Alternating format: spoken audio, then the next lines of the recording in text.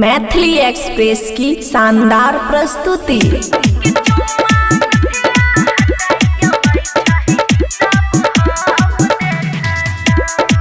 खुशी recording studio बलुआहा। जीजा जी के खेला सब रतिया में सखी गे हम देखलो गे सुन हम देखलो गई जीजा जी के खेला सब रतिया में सखी गे हम देखलो कि चुमा नथिया हटाई के लाई चाहे सब हम देखलो कि चुमा नथिया हटाई के लाई चाहे सब हम देखलो।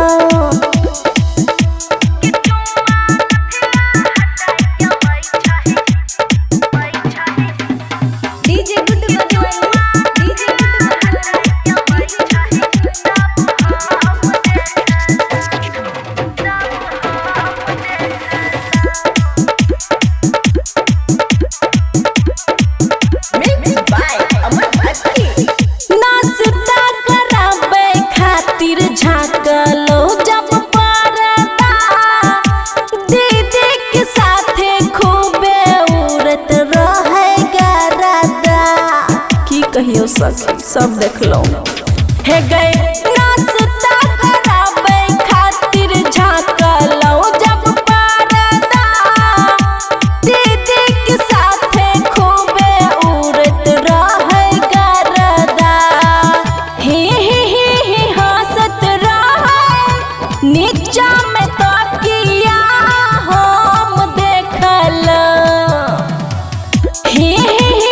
हंसत रहे नीचा में तकिया हम देखलो कि चुमा नथिया हटाई के लाई चाहे सब हम देखलो कि चुमा नथिया हटाई के लाई चाहे सब हम देखलो।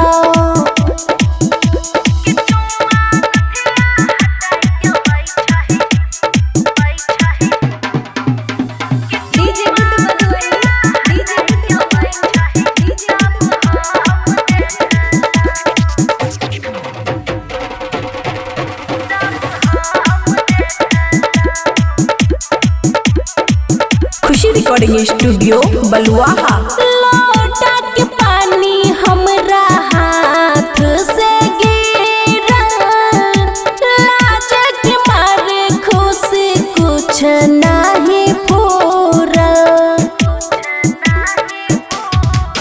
हे गई लोटा के पानी हमरा हाथ से गिरल लाज के मारे खुशी कुछ नहीं पूरल रोशन दीवाना जीजा छै गे मजाक हम देखलो रोशन दीवाना जीजा छै गे मजाक हम देखलो कि चुमा नथिया हटाई के लाई चाहे सब हम देखलो कि चुमा नथिया हटाई के लाई चाहे सब हम देखलो। खुशी रिकॉर्डिंग स्टूडियो बलुआहा।